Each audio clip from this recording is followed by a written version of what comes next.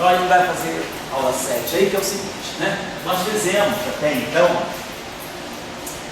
supersimetria em duas dimensões, né? Temos a supersimetria, nós iniciamos dando a ideia de uma supersimetria local e começamos com a supersimetria em duas dimensões. Fizemos então em duas dimensões a eletrodinâmica e fizemos os modelos sigma não lineares.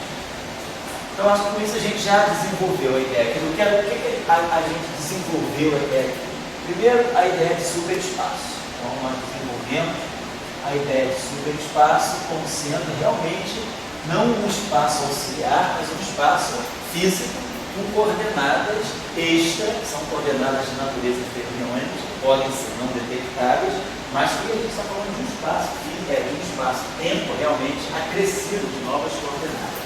Com a ideia de superespaço, a gente introduziu a noção de supercampos, e aí, na verdade, o que são os supercampos? Os supercampos são as representações tensoriais da supersimetria. Os supercampos são as representações, né? São as representações da SUS.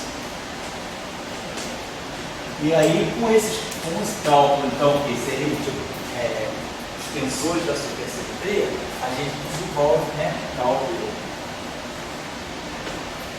com supercampos, né? E é, na verdade, o cálculo tensorial no superespaço. Isso a gente também desenvolveu em duas dimensões, né?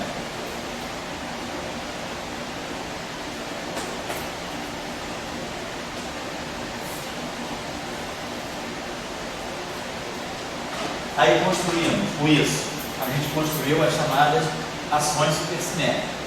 Então, as ações são, se a gente se lembrar, né? As ações são supersimétricas, mas os lagrangianos são. Não.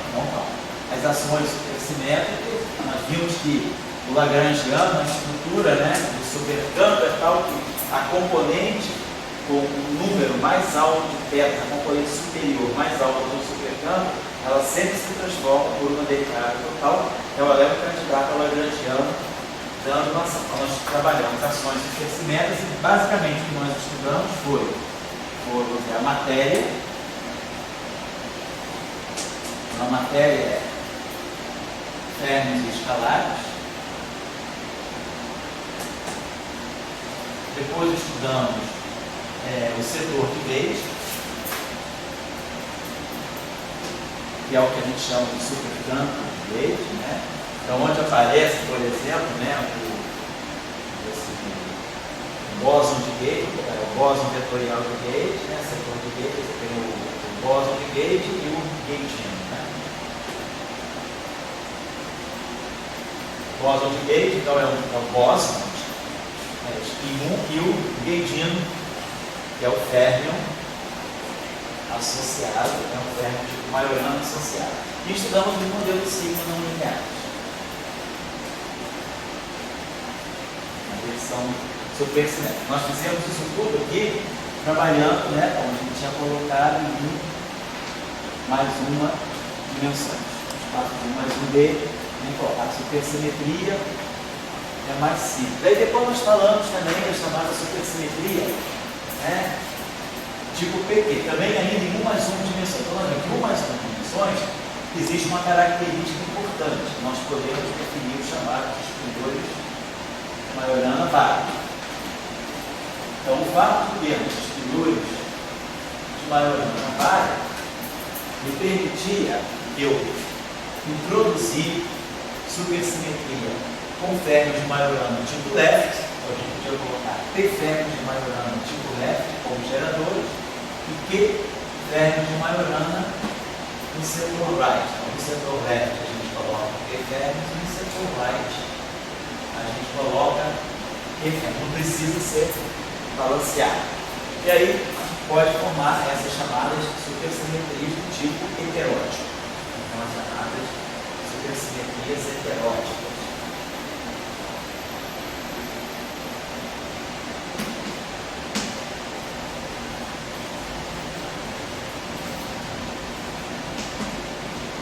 Isso aqui, posso fazer o seguinte, eu não vou não vou cobrir aqui, mas tem material nosso aqui nós produzimos aqui no grupo. Na década de 90, a gente orientou algumas teses sobre essas supersimetrias heteróticas. Vocês podem procurar, deve ter na biblioteca, eu acho que não estão no CBTF ainda, porque são antigas, né? Mas tem a tese, tem a dissertação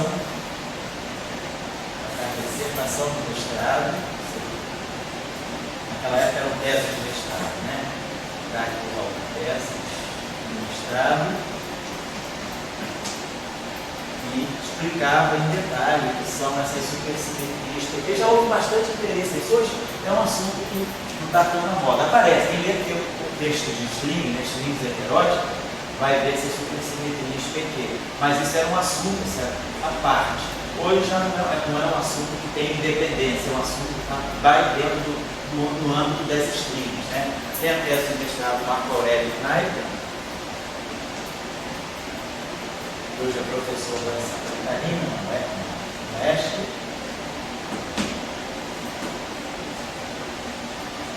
Teve a tese de doutorado, duas teses de doutorado nessa direção também, foi Maurício Werneck, hoje é professor lá na Unifei, na Jubá, e Carlos Alberto.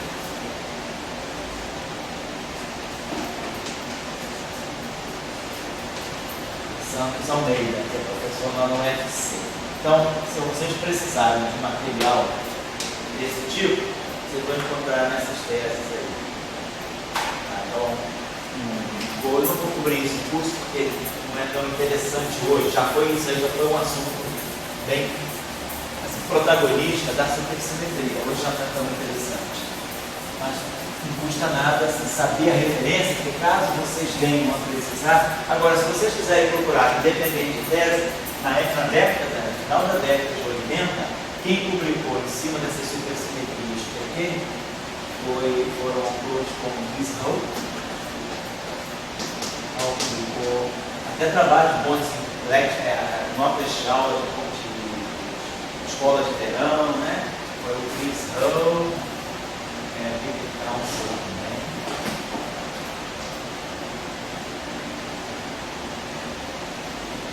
Escrever essas aulas, mas sobretudo Howe. Outras coisas bastante boas, foi mais um pouquinho. Tá certo. Então vamos começar agora a falar da supersimetria em 4 dimensões. Uma boa referência, eu acho que é uma referência bem prática, vai direto ao ponto e faz assim um apanhado breve e coloca você já em contato com a supersimetria em 4D. É esse material aqui chamado Introduction to Supersymmetry. Bom, eu já coloquei aqui no início do curso livros, tem livro, mas aí às vezes a ideia, né, é consultar o livro, porque o livro em geral ele vai mais lento ao assunto, e aí a gente pode consultar para detalhe. Mas quem quiser realmente assim, aprender supersimetria em um mês, né, para começar logo a trabalhar, esse trabalho aqui é do Abel Vidal.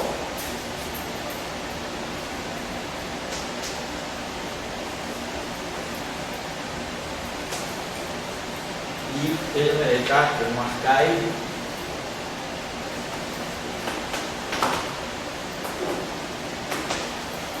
Então, FPH.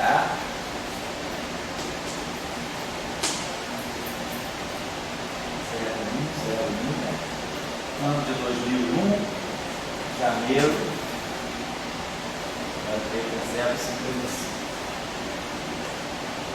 Antigamente a grafia do archive era diferente. Hoje em dia a gente coloca 4 dígitos e coloca a área. Antigamente a RPH, aqui é o ano, aqui é o mês, aqui é o número do artigo. Esse trabalho é muito bom. Assim, ele dá um apêndice bom, ele explica as convenções e vai direto ao ponto.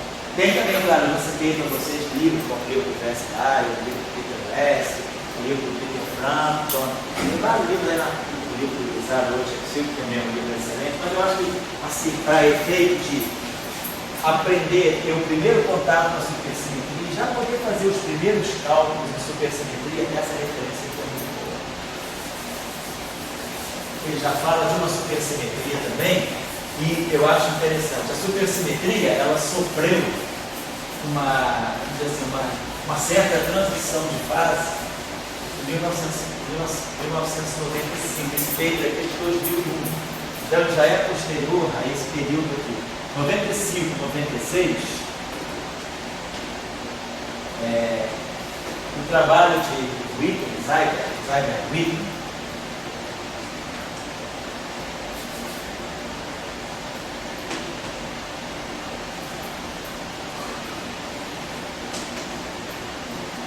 redimensionaram a supersimetria, porque eles mostraram que nas supersimetrias, nas teorias de super Young-Mills, né, eles mostraram que o super Young-Mills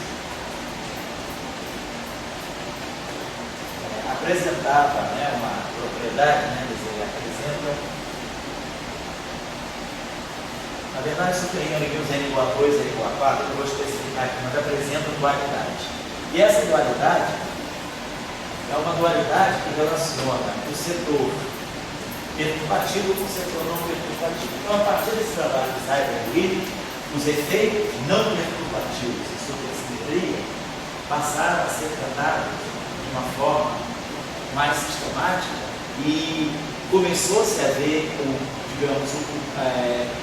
o papel que o setor não perturbativo da supersimetria pode ter na discussão do confinamento do QCD. Então, a questão grande que trouxe esse trabalho, esses dois trabalhos, Zeiger-Witten, 95 e 96, foi a influência, né, da dualidade das teorias de Young-Mills supersimétricas na QCD ligadas ao problema do confinamento. E aí,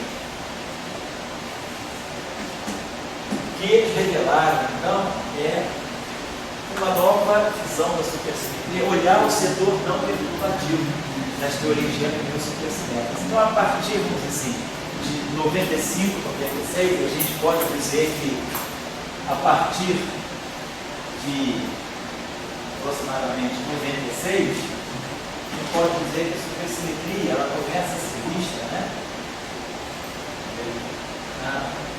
na chamada era de Zeiger-Witten.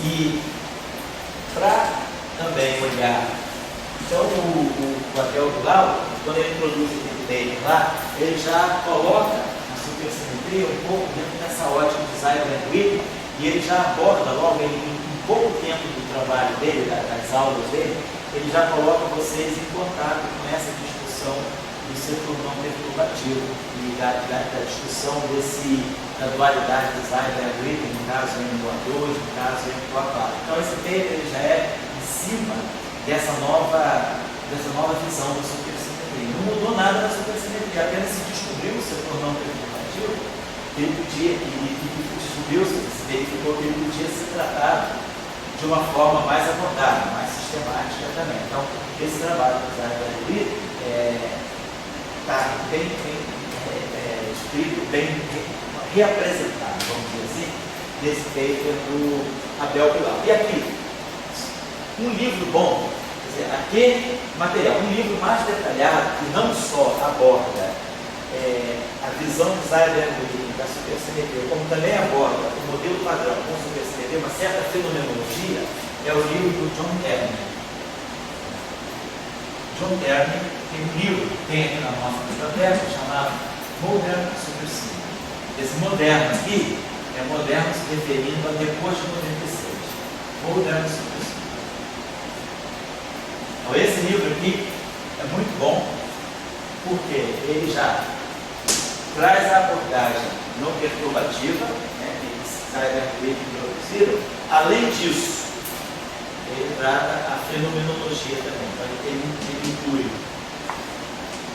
Zeiger-Witten, inclui a fenomenologia.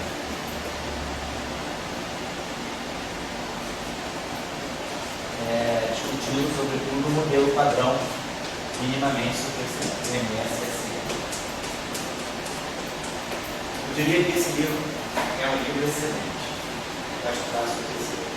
Ele também é um livro assim, de capítulos curtos, então ele dá realmente assim, que é essencial. Só que ele é um livro mais difícil porque ele faz a supersimetria, mas já pressupondo que o estudante ou o leitor tem uma base boa de teoria quântica de campos. Então, pelo menos o cara já conhece o modelo padrão, ele faz uso assim, já de regra de Feynman de PCD, o mecanismo que está toda a teoria eletrofrágica, ele supõe que o cara sai para passear dentro do modelo padrão.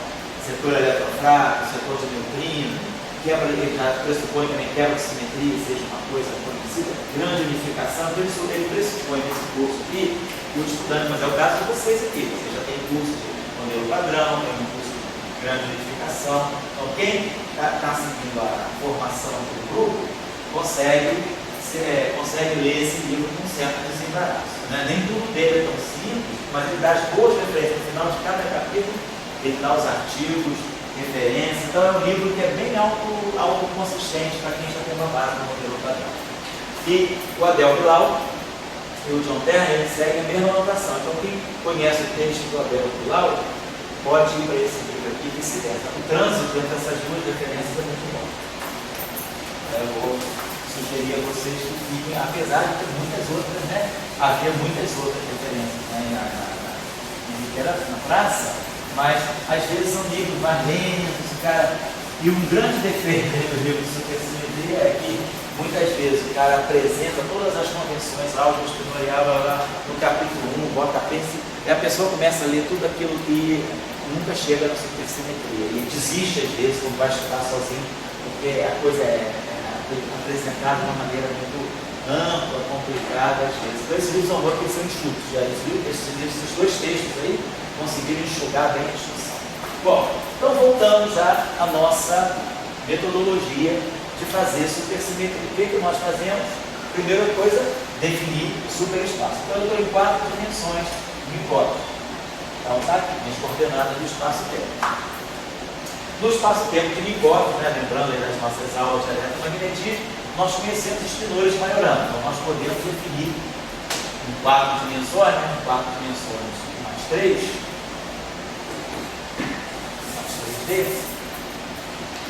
Então, nós podemos, né, definir espinores de Dirac, nós conhecemos, espinores de Majorana e até seguindo aqui a ordem, né, mas a ordem das representações do grupo. O primeiro espinor que a gente tem contado vai, né, left e right, Dirac, Majorana. Então a ideia da supersimetria é a gente sempre trabalhar com espinores sujeitos à condição de realidade para poder estudar representações mínimas, porque se a gente trabalha e poder também ter um gerador que seja sujeito a uma condição de elipticidade. A gente quer trabalhar com o espinor de Majorana para estar o mais próximo possível dos grupos do Lie, né, com que tem geradores que são hermitianos. Então normalmente nós optamos sempre pela condição de Majorana. É o que nós fizemos em 2 dimensões. Só que em 2 dimensões, 1 mais 2, nós podemos ter espinores de Majorana vária, coisa que em 4 dimensões não tem. Na aula passada eu lembro que eu mostrei, porque em 2D a gente pode submeter o espinor simultaneamente às condições de e Majorana e ele não fica trivial. Em 4D não. Um espinor que satisfaz, que seja de portanto, um espinor que satisfaça essa relação. Gama 5 psi igual a mais ou menos psi. Então ele tem quiralidade left ou quiralidade right. E se ele ao mesmo tempo for Majorana, então se a gente impõe essa condição e essa, ou essa condição e essa, ser vário e ser Majorana, implica que o espinor é identicamente zero, claro, né? Já tínhamos falado sobre isso. Então nós vamos optar aqui por trabalhar com espinores de Majorana. Para quem está iniciado, às vezes tem uma certa confusão, porque os livros textos, quando Salange Grassetti introduziram o conceito de superespaço, a noção de superespaço e a metodologia dos supercampos para se fazer supersimetria, eles fizeram isso em 1975, quando eles introduziram a noção de superespaço eles introduziram sempre o superespaço no espinor de Majorana. Então vamos colocar aqui no espinor de teta alfa vai de 1 até 4, que é Majorana. Então isso aqui é o nosso superespaço em 4 dimensões, espinor de Majorana. Então, esse espinor de Majorana, se nós tivermos em 4 dimensões, vamos dar uma olhadinha só.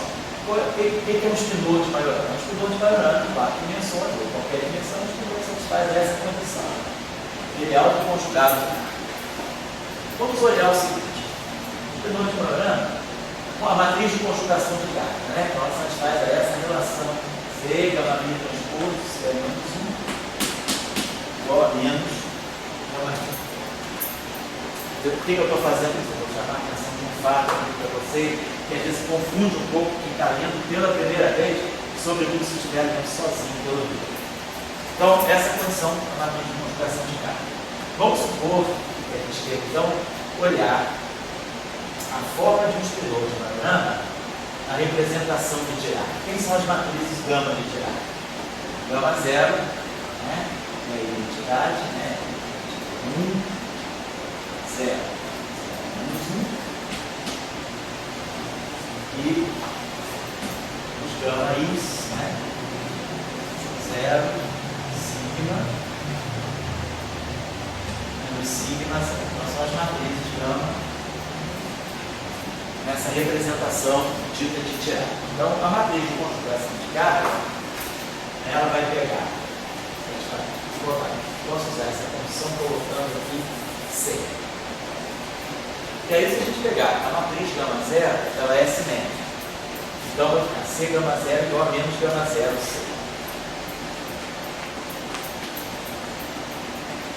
A matriz gama 1 é antissimétrica.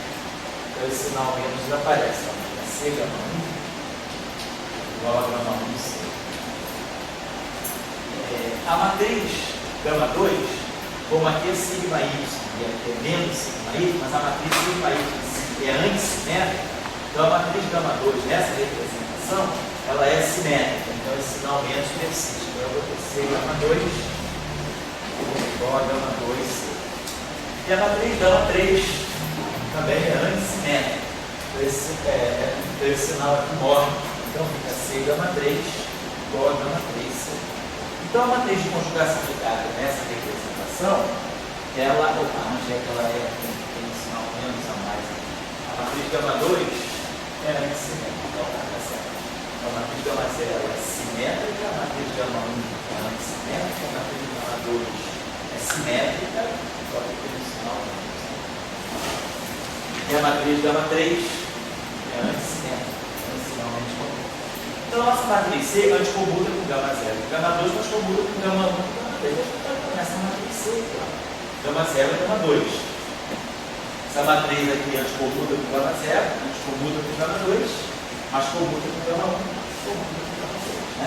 Como essa matriz aqui é real, essa representação, e essa aqui é puramente imaginária, que ela vai pegar o sigma y, é normal colocar aqui o y para tornar essa matriz real. De qualquer forma, a gente observa que essa matriz ela é unitária, C d'H é menos I, gama 2 d'H é menos gama 2, gama 0 d'H é gama 0. Mais gama 2 e gama 0, nós commutam, então essa matriz aqui ela é menos I, gama 0 e gama 2. O inverso dessa matriz, 1 sobre I é menos I. O inverso de gama 2 é menos gama 2, então invertendo essa matriz. O inverso de gama 0 é gama 0. Então eu simplificar I gama 2, gama 0. Que é menos I gama 0, gama 2. Que é então, portanto, igual a C menos I. Essa matriz de fato é unitária. E ela é também, pode ver, ela é antissimétrica. Se eu pegar o transposto dela, vai ficar I gama 2 transposto. A matriz gama 2 é simétrica. Gama 2. A matriz gama 0, a matriz gama 2 é simétrica e a matriz gama 0 também é simétrica. Então, é aqui. Só que isso aqui vai ficar menos I gama 0 gama 2, que é menos C. Então, a matriz a matriz C é simétrica, é unitária, satisfaz aquelas relações ali. Então, Spinor de Majorana, deixa eu falar isso aqui, né?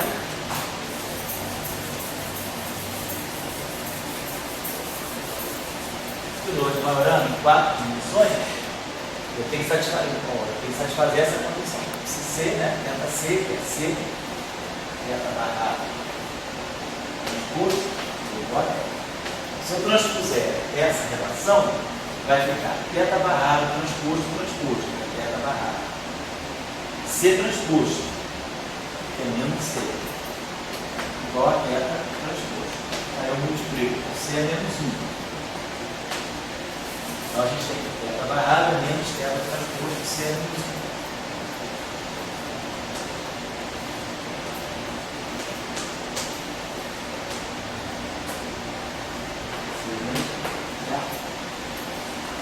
Teta barrada, teta dada e gama zero, né?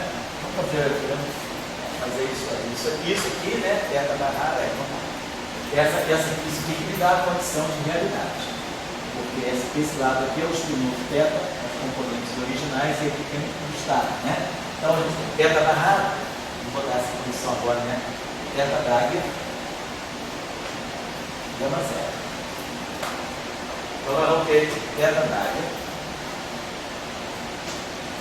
zero é igual a menos teta transposto C menos 1. C menos 1 é menos I, gama 0, gama 2. Estou fazendo isso agora na regra, estou vendo qual é a estrutura do Spinor de Majorana na representação de Dirac. Ficou menos I, gama 0, gama 2. Então, eu posso, esse gama 0 está exterior aqui, eu posso jogar esse gama 0 para esse gama 2, vai ficar mais I gama 2 gama 0. I gama 2 gama 0. Gama 0 ao quadrado é 1. Então, se eu multiplicar por gama 0 aqui, fica identidade, se eu multiplicar por gama 0 aqui, fica identidade. Então, nós temos teta d'águia, né? Fica igual a menos I. Teta transposto, gama 2. Então vamos ver essa condição aqui. O que é a teta d'águia? Teta d'águia é teta 1. Teta d'águia, teta 1 está. Teta 2 está. É uma equação na forma de Braga, forma de teta 3 está, teta 4 está. Igual a menos I. Teta transposto, né? Que é teta 1, teta 2, teta 3, teta 4, multiplicando por gama 2, que é 0, 0, 0, 0, sigma I, 0, menos I, 0, e aqui menos sigma I, 0, I, menos I, 0, 0, 0, 0, 0. Mas tudo isso aí multiplicado por menos I. Estou multiplicando gama 2 por menos I. Então aqui fica menos 1. Fica 1. Aqui fica menos 1. Nada essa matriz, né? Então agora isso vai estar ligado. Vai ficar igual a menos teta 4. Depois o outro fica teta 3. O outro fica teta 2. O outro fica menos teta 1. Então a estrutura, né? A forma, o vínculo de Majorana lido na representação raia, ou na representação de Dirac, não, está me dizendo que teta 1 é igual a teta 4, né? Teta 4 é menos teta 1 está. Essa condição aqui, teta 4 igual a menos teta 1 está, teta 4 está igual a menos teta 1. Essas duas condições são idênticas. E depois a outra condição aqui, teta 3 igual a teta 2 está. Então isso me diz que o Spinor de Majorana é visto na representação. Então, eu tenho o Spinor de Majorana, a representação do Dirac. Esse Spinor, né, teta C menor θ. Essa condição aqui, então, está me dizendo que o espinor tem essa forma. θ1, θ2, θ2 está menos θ1. De fato, então, em vez de ter 8 componentes, 8 parâmetros reais independentes, que seria 1, 2, cada um desses é complexo, esses dois aqui de baixo reproduzem os dois aqui de cima. Na verdade, eu posso escrever isso dessa forma. A forma do espinor do panorama, eu posso colocar em forma de espinor. Se eu chamar esse espinor aqui de θ1, θ2, né? Se isso aqui é θ1, θ2, vou chamar esse espinor, esse bispinor θ1, θ2, espinor Si. Dizer que Si seja isso aqui, θ1, θ2. Esse espinor aqui de baixo está trocando, né? Na verdade deve ser isso aqui. Se eu pegar a matriz 0, 1, menos 1, 0, né? Que no fundo é o que? Essa matriz aqui é I sigma Y. Né? Essa matriz aqui é I sigma Y, 0 menos I e 0. Se eu pegar essa matriz aqui e multiplicar por θ1 estar, θ2 estar, eu vou ter θ2 estar menos θ1 estar. Então, eu posso pensar isso, né? Dessa forma. Eu tenho um espinor aqui, e aqui eu tenho I sigma Y, esse espinor complexo. Então, basicamente, em função, né, do único espinor, eu tiro toda a informação sobre o espinor de Majorana. Vou deixar um exercício aqui, um pouquinho, parece óbvio, mas não é óbvio, não, vocês fazem, vocês vão ver que é meio provocativo. Então é o seguinte, pegar a equação de Dirac, pegar a equação, vamos dizer que ele tem a equação do espinor de Majorana, eu tenho a equação de Dirac do espinor de Majorana, então I, gama I, dI, menos N, né, Si igual a 0. Se a gente escreve essa equação agora no espaço de momento, sempre, né? A gente tem gama I, dI, menos N, Si, né? Que é o transformado de Fourier, Si tipo P igual a 0. Então, transformado de Fourier é a equação de Dirac. Então, se a gente pegar, por exemplo, vamos ver que a gente pegue uma solução de energia positiva. Já sabe trabalhar isso, então, pegar uma solução de energia positiva P0, né, igual a mais raiz quadrada de 2 ao infinito. Sendo um espinor de Majorana, né, um espinor que tem algo conjugado de carga, ele é neutro, do ponto de vista eletromagnético. Então, ele não tem acoplamento mínimo com o campo eletromagnético. Vou pegar a equação de Dirac livre, mas para um espinor de Majorana. Então, vamos dizer que Si é um espinor de Majorana, satisfaz essa equação de Dirac livre. Sendo um espinor de Majorana, vamos trabalhar na representação do Dirac. Então, o que eu estou sugerindo aqui é, vamos estudar, você ficar como exercício, como sugestão, só para mexer um pouco com essas coisas. Tirar a estrutura do espinor U, né, que tem energia positiva, e momento T. Sendo um espinor de Majorana, tirar isso aqui na representação, tirar a forma desse espinor, que é uma solução de energia positiva, na representação maior, na representação do Dirac. Mas esse espinor é Majorana, portanto, ele tem que satisfazer essa relação, né? Então, ver como é que fica a estrutura, porque aqui a gente tem uma coisa interessante. Esse espinor, basicamente, é esse espinor. Mas o que a gente sabe, quando a gente estuda a equação do Dirac livre, é que no limite não relativista, esse espinor aqui é de ordem V sobre C desse aqui. Então a gente faz a redução não relativista da equação de Dirac, a gente sabe que colocando esse espinor aqui na equação de movimento, a gente, usando aqui a representação das matrizes de gama em Dirac, a representação de Dirac, a gente consegue mostrar que o espinor inferior é de ordem V sobre C do espinor superior. Só que esse espinor é Majorana. Então, quem está aqui é o mesmo que está aqui. como é que pode esse cara aqui, no fundo, é só o complexo conjugado desse C de ordem V sobre C? Parece que tem assim, uma coisa meio conflitante, né? E quando o espinor é de Dirac, a gente sabe, esses dois espinores aqui são independentes. Aí a gente coloca isso aqui na equação de Dirac, e aí a gente mostra. A gente já viu várias situações aí. Esse espinor aqui é sigma escalar T sobre E mais N por sigma. Aí ele fala, beleza, isso aqui é de ordem V sobre C, quando a partícula está com uma aproximação não relativista, né? Porque esse N aqui aproximadamente é T sobre E, V sobre C. Então esse espinor aqui é de ordem, isso aqui é genérico. Mas no limite não relativista, isso aqui é V sobre C desse cara. Porém, agora, se o espinor é Bajorano, isso aqui não é qualquer. Isso aqui é isso aqui. E aí, como é que eu resolvo essa questão? Só para você ver, é uma coisinha simples, mas não é óbvio. Então, tentem ver como é que vocês conectam essas duas informações. Isso aqui é uma relação puramente algébrica.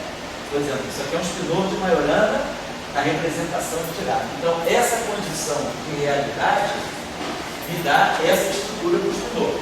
Agora, uma outra informação física então isso aqui me diz que esse espinor aqui não tem carga elétrica, é neutro. A outra informação física é dizer que esse espinor satisfaz a essa equação de Dirac. Se ele satisfaz a essa equação de Dirac, a gente sabe que a estrutura da equação de Dirac está mostrando que esse espinor aqui deve ser sigma escalar T sobre E mais N desse cara aqui. Mas agora, quem está morando aqui é um cara que já é conhecido. Então, como é que pode esse cara aqui ser de ordem V sobre C? Se vocês pensassem sobre isso. Então, essa é só uma informaçãozinha. Então, o que a gente está vendo é que a estrutura do espinor de Majorana, né, ela é basicamente a parte, né, a parte inferior do espinor, ela é o conjugado complexo disso aqui. Bom, vamos fazer uma outra coisa agora. Vamos olhar hoje, então isso é a estrutura do espinor de Majorana. Então a gente começa a ver o seguinte: o que é interessante do espinor de Majorana é que ele depende não de dois números, então não de 4 componentes complexos, mas apenas de 2 componentes complexas, porque essa aqui não é independente dessa. Os 4 parâmetros reais que estão aqui figuram aqui. Então o espinor de Majorana, na verdade, ele tem 4 parâmetros reais independentes.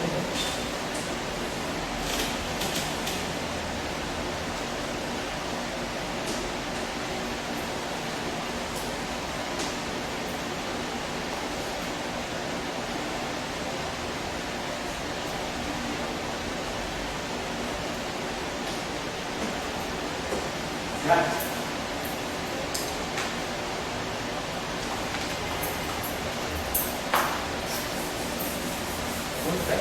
Vamos olhar isso de uma outra maneira. Vamos pegar agora. Eu vou chegar lá. Daqui eu divaguei para isso. Vamos pegar agora o mesmo espinor de Majorana, mas olhar na representação de raio. Então, a condição de Majorana, a gente você, ela sempre foi. É o espinor de Majorana. C, rota.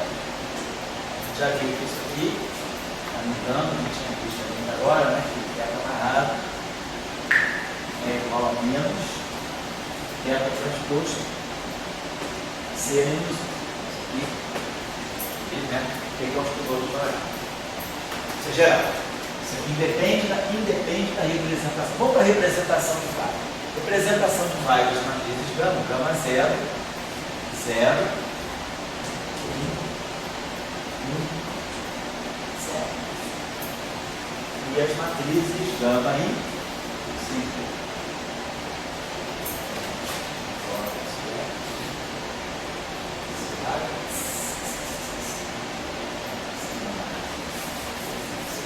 Então aqui é 0 e menos sigma, ao contrário do Dirac, que é sigma e aqui é 0. Para Dirac é 0, sigma, menos sigma, 0. A representação do pai é 0, menos sigma, sigma, 0. Então são as matrizes gama. A representação de pai. Vamos olhar a matriz de conjugação de carga. Dentro da relação dela. C, gama min transposto, igual a menos gama mixer. Então vamos olhar essa relação componente por componente. Gama zero é simétrico. Então, C gama zero igual a menos gama zero C. Gama 1, sigma x, sigma x, é antissimétrico. C gama 1 igual a é antissimétrico. C gama 1 igual a gama 1.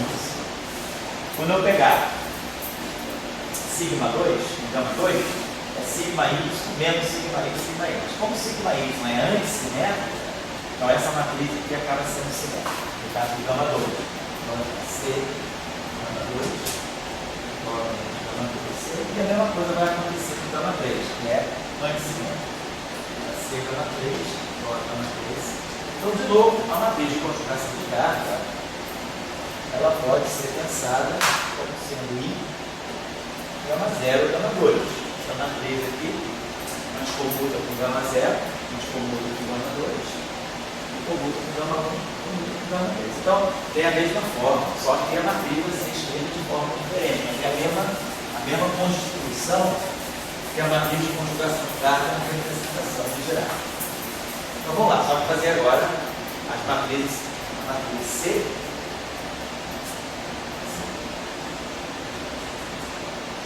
A matriz C, ela é I gama 0. Então fazendo esse produto, vai ficar I gama 0 vezes gama 2. Gama 0 vezes gama 2 vai ficar sigma y, né, que acontece aqui, sigma y, 0, 0, menos sigma y.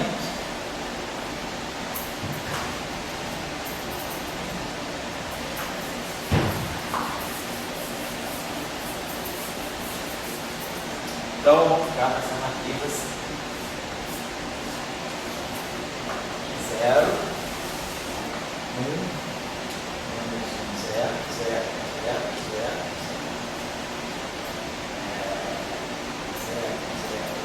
0, 0 e 0, 1, 0.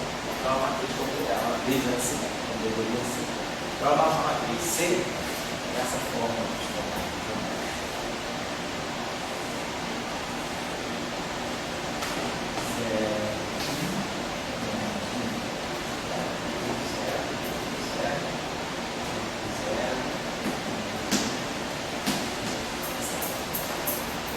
então, vamos olhar aquela expressão lá, que é barrado.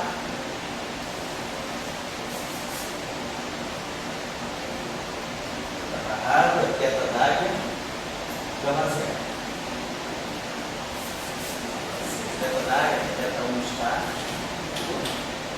Vou botar a mesma coisa. Teta barrada, teta d'águia, gama 0. Menos teta transposto. C é menos 1. C é I gama 0 gama 2. Então, inversa essa matriz é menos I. Gama 2 inversa é menos gama 2. Gama 0 inversa é gama 0. Mais I aqui que fica menos I. Gama 0 gama 2. Menos I gama 0 gama 2. Menos I fica I gama 0, gama 2. Mas aí de novo, gama 0 e gama 2 antes commutam. Gama 2, gama 0, um sinal menos, então a anticomutação e o gama 0 não aparece.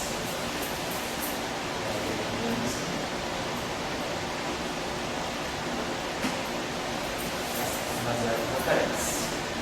Então, nós vamos ver. Teta 1 está.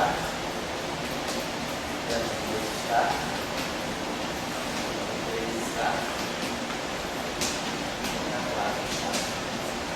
Então, a teta transposto, teta 1, 2, teta 3, teta 4, gama 3, então aqui, menos I gama 2.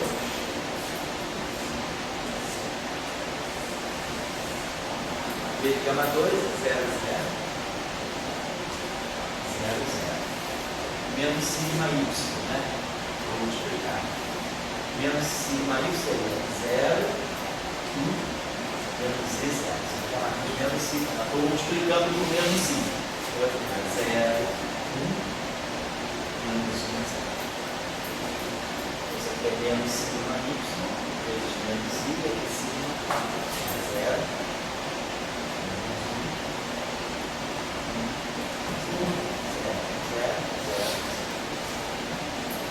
Isso aqui é igual a 4.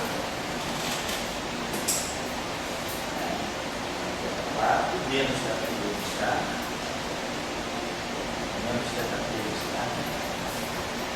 Menos θ3 está. Depois menos θ3 está. Depois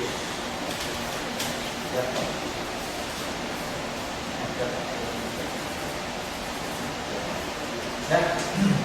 Multiplicando lá 4 menos θ3 menos θ2. Beleza, então θ1, então nesse caso aqui a gente ficou θ4 é o θ1 está.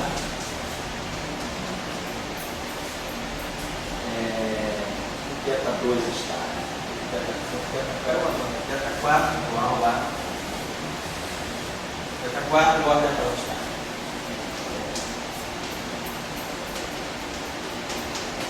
E o θ3 igual a menos θ3.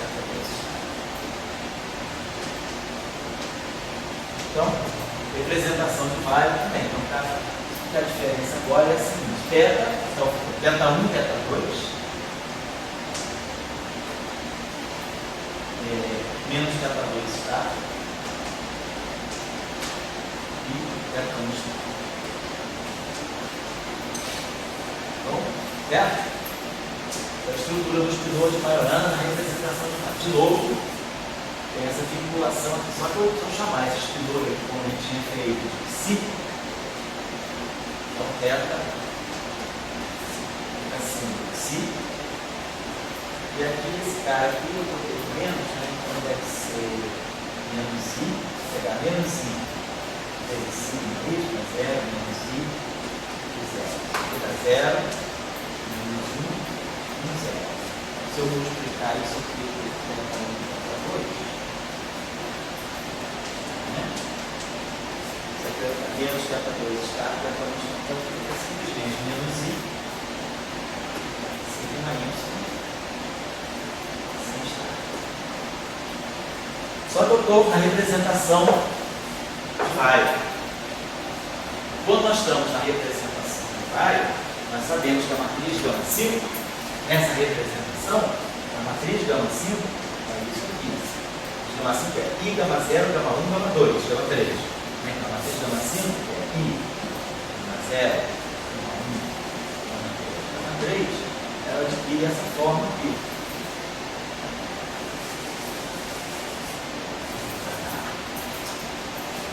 Gama 5, I, gama 0, gama 1, gama 2, gama 3, ela fica diagonal. Ela é identidade, 0, 0, menos a identidade. Então, essa matriz aqui, a representação que vale, o operador de integralidade, 1 mais gama 5, pega essa parte, e 1 menos gama 5 pega essa parte. Então, esse objeto aqui, na representação de vale, isso aqui é a componente left do meu espinor. E isso aqui é a componente right do espinor. Então, na representação do espinor de Majorana, agora escrito na representação de vale, isso não acontecia na representação de Dirac, porque na representação de Dirac, esse cara que está aqui não é a parte left desse espinor, porque na representação de Dirac, a matriz gama 5 não é diagonal. A representação de Dirac, a matriz gama 5 é isso aqui. Então, na representação de Dirac, quando eu escrevo o espinor de 4 componentes, as duas primeiras não são a parte left, nem as duas de baixo são a parte right. Está tudo misturado. Mas na representação de Weyl, a representação de Weyl, ela organiza tudo de tal maneira que gama 5 seja assim. Então, a parte superior do espinor de 4 componentes, isso aqui é simplesmente a componente left desse espinor, e essa parte aqui de baixo é a componente right do mesmo espinor. Mas como esse espinor aqui é um espinor de Majorana, se ele fosse um espinor genérico, aqui seria o θ, si, e aqui o π. Esse é a parte left do θ e esse é a parte right do θ. Só que agora, sendo Majorana, esse aqui não é qualquer. Esse aqui é menos i. Sigma y. Está. Então, a parte right nada mais é do que, basicamente, o complexo complemento dessa matriz aqui, né? É uma matriz vezes o conjugado da parte left. Eu tenho uma relação, né, entre a parte left e a parte right, que deve vir daqui. Então, a gente sabe, genérico, né? Se isso aqui é um espinor de Majorana, independentemente da representação, isso vale. E aí a gente sabe também, independentemente da representação, essa relação que vale. Se eu pegar qualquer espinor left e tirar, se eu pegar a componente left do espinor e tirar o conjugado de carga, isso é a mesma coisa que tirar a parte right do espinor conjugado de carga. E vice-versa.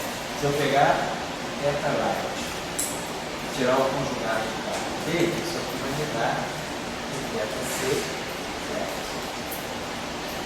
Agora, isso é verdadeiro para qualquer representação. Aqui o espinor não é de Majorana. Se eu pegar um espinor genérico em qualquer representação, isso é genérico para qualquer espinor e genérico para qualquer representação. Essas relações aqui.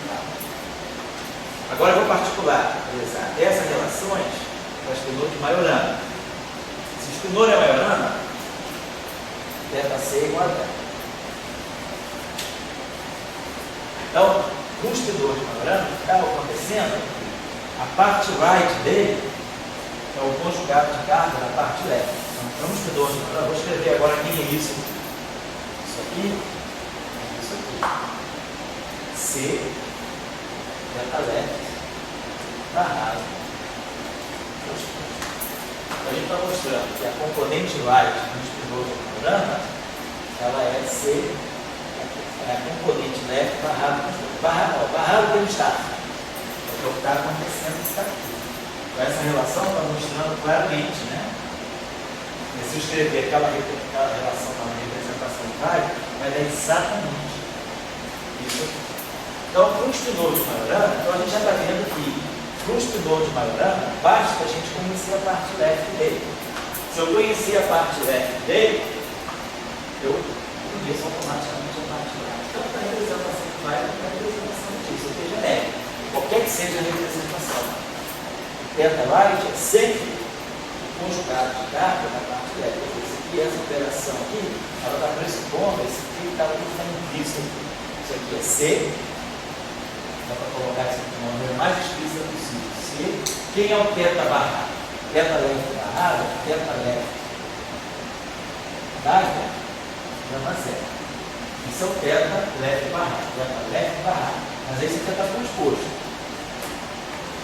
Isso aqui é igual a C, gama zero transposto, θ left, DAG transposto, é o estado. Vai ser gama zero transposto, menos gama zero, C.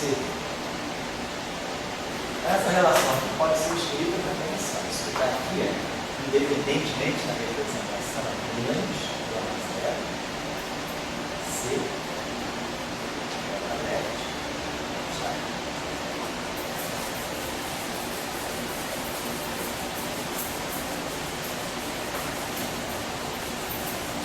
Então, essa relação aqui, ela ficou desse modo. θ right menos gama zero, C, gama left. Então, a gente conhecendo para um espinor de Majorana, se eu conhecer a parte left dele, eu vou automaticamente conhecer a parte left. Então, para um espinor de Majorana, se eu pegar um espinor de Majorana, assim, ele é equivalente, toda a informação dele está na componente leve, ou vice-versa, ou na componente light. As duas não são independentes, ou eu escolho a leve ou eu escolho a light. Então, vamos lá, a representação que parece em cima, né? Então a gente está dizendo que o espirô de Majorana ele é conhecido a partir exclusivamente de sua componente de teralidade mais um. Componente de se eu conhecer o teta leve, a parte leve, eu conheço o todo. Que aí automaticamente o teta light é aquilo lá. Isso em qualquer representação. Então, como a representação, aí a gente sabe, representação do Dirac ou de Weyl, C é I, gama 0, gama 2. Então, se eu substituir o C aí, então, quer dizer, teta light, se eu agora escrevo representação do Dirac com Weyl, como nós acabamos de trabalhar agora, a matriz de conjugação de carga é I, gama 0, gama 2. Então, vou colocar aquela relação na teta light, vai ser menos gama 0 I, menos I, gama 0. Mas quem é C? Gama 0 e gama 2. Vetor de teta leve está. Gama 0 ao quadrado é identidade. Então, vai ficar menos I, gama 2 left. Menos I, gama 2.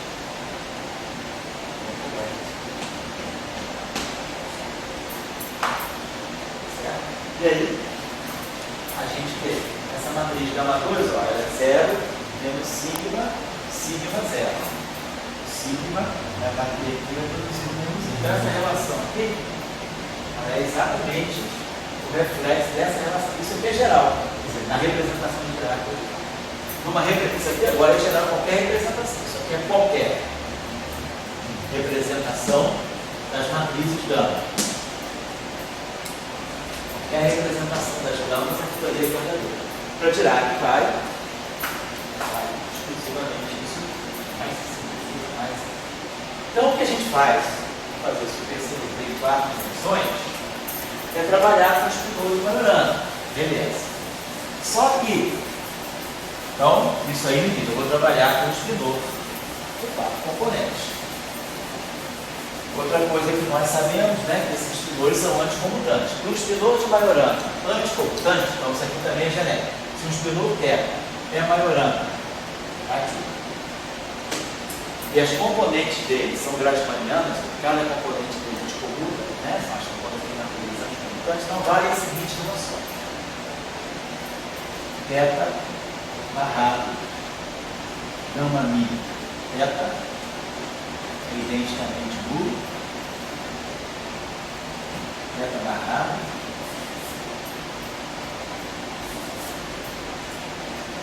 sigma mi, que é o comutador de gama mi e gama mi, né? Também identicamente nulo. Então, se o espinor é de Majorana e é anticomutante, apenas esses bilineares fermiônicos sobrevivem. Teta barrado, teta barrado, gama 5, teta barrado, gama mi, gama 5. Então, os bilineares fermiônicos que não são nulos do espinor de Majorana são esses aqui. A gente já mostrou também em outro curso aí, no próximo curso, quando a gente faz a equação de Dirac, fala de fermiônico de Majorana, a gente fala disso. Essas relações vão ser importantes, que vão facilitar um pouco o fato de espinor ser de Majorana, vai jogar fora certas componentes. Então, o que a gente está observando é assim, vamos trabalhar com os espinores de Majorana. Os espinores de Majorana têm 4 componentes, né, relacionadas entre si, pela condição de Majorana. E essa condição, que é a representação de Dirac, vai levar. Se a gente, por exemplo, for conectar esse concurso em campos códigos, Isso. teta barrado, sigma e teta, por exemplo, o meu primo fosse maior, Isso. não queria ter um pedaço magnético. Pois é, se o neutrino é de Majorana, você não pode formar esse operador. Então ele vai adquirir propriedade magnética, você não pode escrever esse verso direto, mas a propriedade magnética dele vai vir exclusivamente das correções radiativas. Porque nada vai te impedir, por exemplo, de você formar, por exemplo, conectar em tudo. Se você quiser calcular, ver a propriedade magnética do neutrino. A propriedade magnética do neutrino vai estar justamente naquilo que é vamos dizer, aquele gráfico de Feynman correspondente ao G menos 2. Seria isso aqui, vamos colocar assim. Seria o gráfico, né, desse tipo. E se isso aqui é neutrino, isso aqui é neutrino. Então aqui eu vou colocar o elétron. O neutrino interage com o elétron, trocando, vamos dizer assim, nada. Então eu vou ter uma troca de nada. Então aqui eu tenho neutrino, elétron, neutrino e aqui eu tenho fóton. Então o fóton, na verdade, vai estar interagindo com o neutrino por esse gráfico aqui. Então eu teria, apesar de eu não poder escrever esse acoplamento aqui, seria o acoplamento magnético, tipo vai, seria a interação de Pauli, esse gráfico aqui pode ser gerado. Então você só pode ver a propriedade magnética do neutrino por indução de radiação quântica, de correção radiativa, certo? Porque realmente você não pode escrever um vértice acrilético que dê o momento magnético do neutrino, porque ele é maiorando isso aí, certo? Agora, vamos conectar as diferentes aulas aí. Beleza. Então, o que eu estou querendo dizer com isso? O que poderia ser mais econômico para nós? Como o espinolo de Majorana é equivalente, né? Como um espinolo de Majorana seria terra. Basta saber a parte leste dele. Por quê? Porque a parte right dele, como nós tínhamos escrito lá, é menos gama zero. C, teta left está. Então, se eu conheço a parte left, eu automaticamente conheço a parte right. Mas o que é bom? A parte left é um espinolo quiral, tem duas componentes independentes. Então, ao invés de trabalhar com 4 componentes, a gente trabalha com 2 componentes. Vou colocar assim. Então, eu posso, ao invés de eu posso ter essa opção. Ou eu trabalho com o espinolo de Majorana completo, ou eu trabalho com a parte left do espinolo de Majorana, e o que vai ser a parte right do espinolo de Majorana vai ser o left star. Deixa eu só colocar uma expressão aqui, para ficar mais claro isso, e aí a gente vai partir para a convenção que a gente vai adotar. Então, vamos pegar a seguinte coisa. Vamos trabalhar, vou pegar essa relação.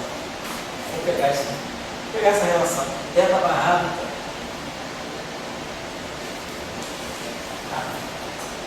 Então vamos colocar o seguinte. Então nós já vimos. Vamos dizer que a gente teve. Vamos pegar aqui. Vamos adotar aqui o certinho só a representação de fato. Então o que nós observamos na representação de fato? O espinolo de Majorana tem essa característica. Ele é a parte left dele, né? Então ele é, vamos chamar aquilo que nós chamamos de Si, e aqui ficou menos I, sigma Y, Si está. Certo? Isso aqui é um espinolo de Maio, espinolo de Majorana, representação de Maio. Quem é teta barrada? Barrado, teta, Dagger, gama zero, teta. Então, isso aqui é teta Dagger, vamos pegar o Dagger, esse Dagger. Quando eu tirar o hermitiano conjugado disso aqui, menos I fica aí. O que se está conjugado hermitiano é que se transposto. E a matriz sigma y, ela é hermitiana. Isso aqui é o teta Dagger, certo? Eu peguei esse espinolo aqui, tirei o Dagger, esse Dagger, e aí desce todo mundo. Esse Dagger e vou tagar isso aqui. Quando eu tagar esse carinha aqui, vai ficar menos I fica aí, o que se está Dagger para ser transposto, o sigma y Dagger sigma. Esse espinolo. Gama zero, identidade, zero, menos identidade, né? São os submatrizes bidimensionais. E aqui o θ é si menos i, sigma y, si star.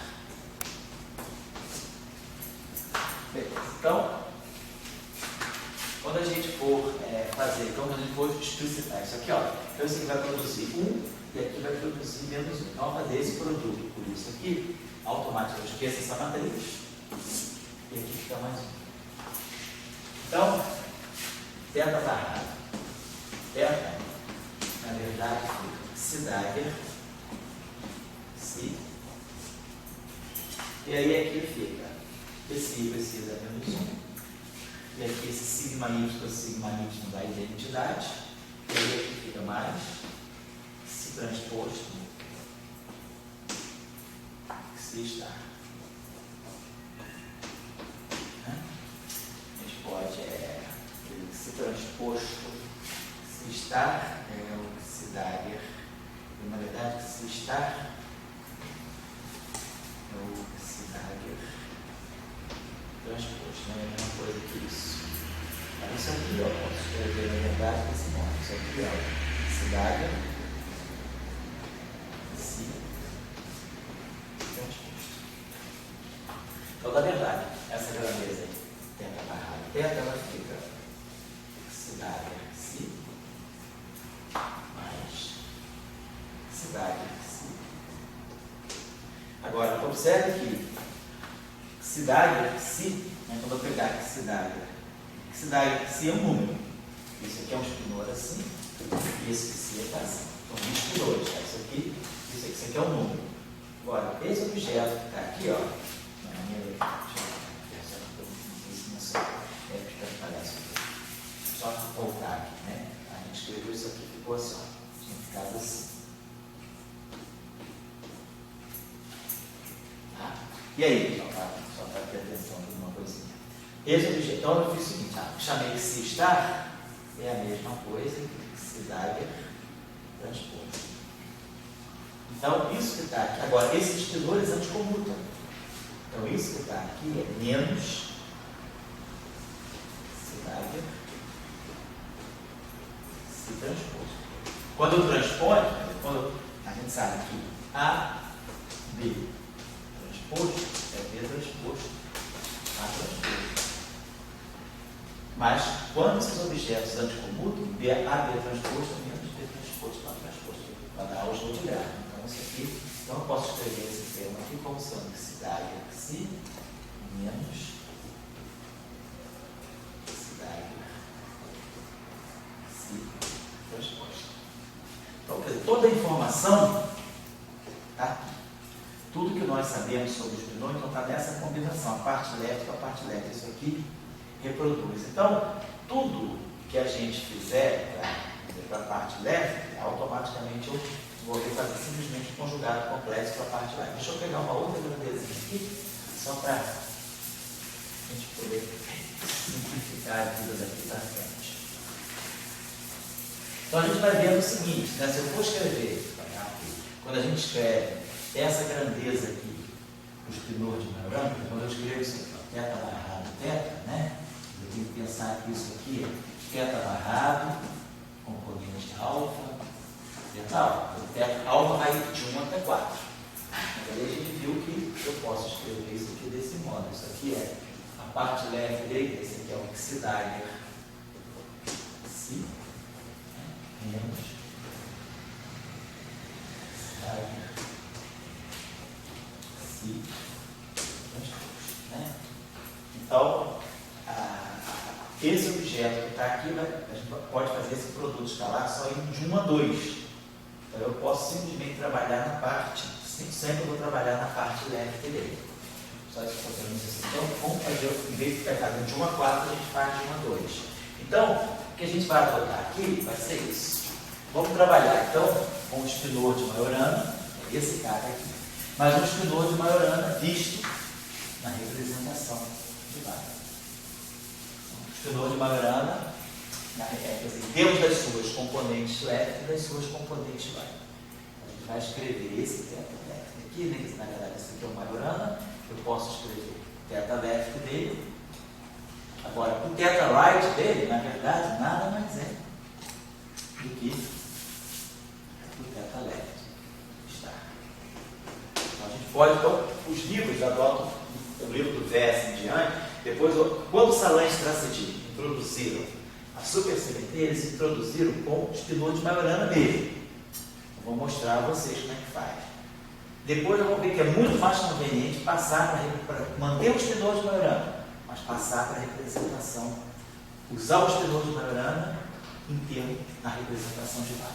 Então, só para mostrar, vamos fazer o que o Salan e Strasser faz, o que a gente sabe do superespaço.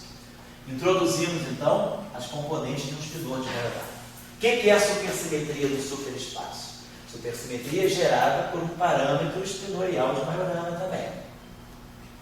Então, espinor de um parâmetro de Majorana. O que é a supersimetria no superespaço? É uma translação. A gente aprendeu que a supersimetria ela é uma transformação que faz uma transformação. Que faz uma translação na coordenada fermiônica e que repercute, não trivialmente, na coordenada bosônica do superespaço, nas coordenadas de espaço-tempo. X'Mi é X'Mi mais I, epsilon barrado, vou colocar assim, epsilon barrado, gama Mi. Só para lembrar, se esses dois espinores aqui são Majorana, epsilon barrado, gama Mi, estou formando um bilinear com dois espinores de Majorana. Vamos tirar o conjugado complexo disso aqui. O conjugado complexo disso aqui é a mesma coisa do barrado do Dirac. Conjugado do Dirac. Só que o conjugado do Dirac troca a ordem. Isso aqui vai ficar teta barrado, gama Mi, epsilon. Mas o que nós aprendemos aqui? Quando dois espinores são de Majorana e são anticonstantes, essa grandeza aqui pode ser escrita assim, menos epsilon barrado, gama Mi. Isso está no nosso curso de algebraica magnética. Então, essa grandeza aqui é idêntica a essa para os espinores de Majorana. Então, isso está mostrando que essa combinação aqui, para dois espinores de Majorana, é uma combinação puramente imaginária. Para dois espinores de Majorana anticonstantes, essa relação que diz que aquele bilinear é puramente imaginário. Por isso que nós botamos esse I aqui. Ele garante que isso aqui é real. Sem esse I, eu estaria fazendo X'Mi a Mi ter uma parte imaginária. Não é possível, porque X'Mi é real. Então eu boto esse I aqui por essa simples razão. Essa relação. Porque na verdade essa relação vale assim. Sempre que eu tiver um bilinear assim, ó, epsilon barrado, para qualquer espinor isso aqui vale. Não é para Majorana, qualquer espinor, eu posso escrever que isso aqui é a mesma coisa que menos teta C barrado, gama Mi, epsilon C. Se eu tenho dois espinores quaisquer, essa relação é uma idêntica a essa. Agora, claro, no caso de ser Majorana, vale isso. Foi o que aconteceu aqui. Tem teta barrado, gama Mi, epsilon. Na verdade, isso aqui é idêntico a menos epsilon C barrado, gama Mi.